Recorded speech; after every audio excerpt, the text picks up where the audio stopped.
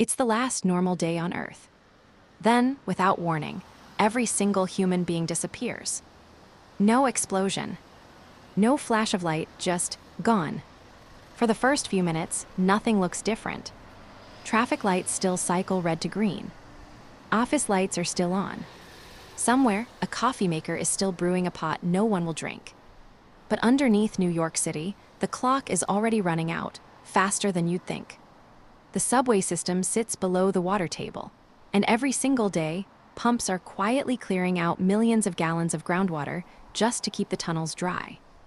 The moment those pumps lose power or lose the humans who reset them, water starts winning. Engineers who have studied the system say if the pumps ever stopped, key tunnels could start flooding in as little as 30 minutes.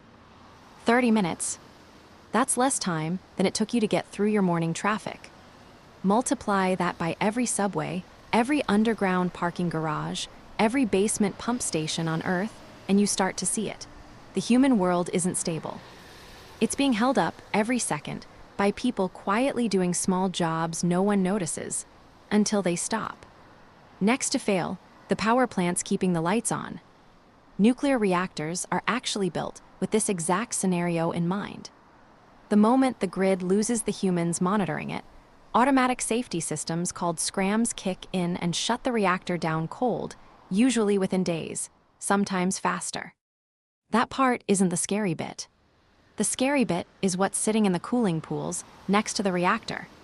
Spent fuel rods stay dangerously hot for years after they're pulled out, and they need constant circulation of water to stay cool. Without anyone running the backup generators, those pools can begin boiling away in a matter of days. Once the water drops below the rods, they're exposed to open air, and that's when things get genuinely dangerous, radiation-wise, for the surrounding area. Meanwhile, coal and gas plants sputter out once their fuel deliveries stop coming, which obviously they will. Hospitals running on diesel generators burn through their backup tanks within about 48 hours. Within a week, most major cities on Earth are sitting in the dark. The one exception: places built on renewables.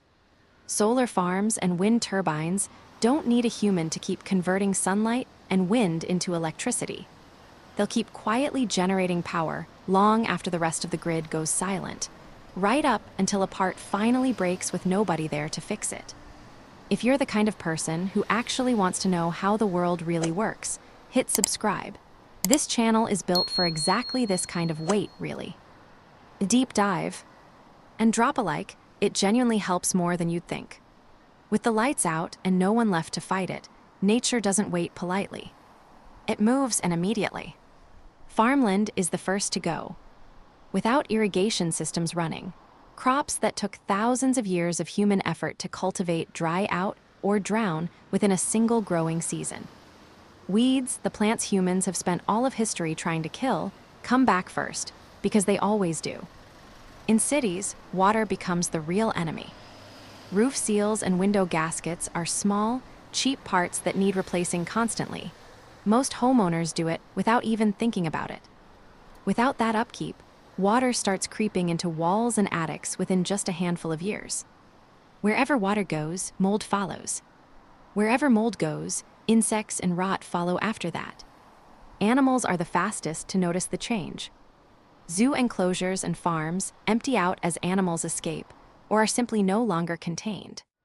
Pets that survive go feral within generations. And in places that have already given us a preview of a human-free world, abandoned nuclear zones like Chernobyl, for example, wildlife populations have already rebounded dramatically. Wolves, lynx, and elk now live in numbers scientists didn't expect, in the very zone humans fled decades ago. Fast forward 100 years, and the skyline starts to change for good. Steel is strong, but it has one weakness: rust never stops. Once water gets inside a modern skyscraper, through broken windows, failed seals, cracked concrete, the steel skeleton holding it up starts corroding from the inside. Concrete itself isn't much better. It's reinforced with steel rebar, and when that rebar rusts, it expands and cracks the concrete around it from within. Within a century, most glass and steel towers built in the last 100 years would be leaning, cracked, or collapsed. Bridges go the same way, just slower.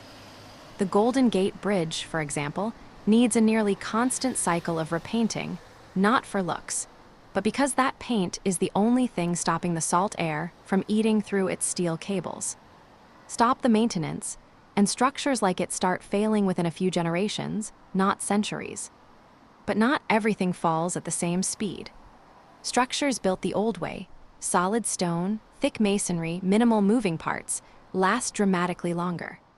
Sections of the Great Wall of China have already stood, with only partial upkeep, for over 600 years. Give it another century without anyone touching it, and it wouldn't have crumbled. It'd just be more overgrown, tree roots slowly working their way between the stones. Zoom out to 10,000 years, and almost nothing built in the last 2 centuries is still visible from above. Plastic, ironically, sticks around the longest of our everyday materials. Some forms take centuries to break down into smaller fragments, and those fragments just keep getting smaller instead of truly disappearing. But surviving isn't the same as recognizable. By this point, it's just microscopic debris mixed into soil and sediment, not a trace of the object it used to be. Entire cities, meanwhile, would be swallowed by forest. We already know what this looks like, because we've found it before. Temple complexes in Southeast Asia that were completely reclaimed by jungle in under 1,000 years, so thoroughly hidden that explorers walked right past massive stone structures without realizing what was under the vines. Give the planet 10 times that long, and every city on Earth ends up buried the same way, not destroyed, just erased from view, waiting under a few meters of soil for someone or something to dig it up. And here's the strange part. Some of our stuff won't even be on Earth to erode at all. Satellites parked in the highest orbits, tens of thousands of kilometers up, are barely touched by atmospheric drag. Some of the oldest, highest satellites we've ever launched are expected to keep circling the planet for millions of years. Silent, empty, still technically in service, long after everyone who built them is gone. So does Earth ever truly forget us? Not for a very long time, and that's actually a comforting thought. Every fossil we've ever dug up, from 3 billion-year-old microbial mats to dinosaur bones, proves that Earth is an incredible record keeper. Bones, shells, even footprints can survive burial for hundreds of millions of years if the conditions are right. There's no reason our own bones wouldn't do the same.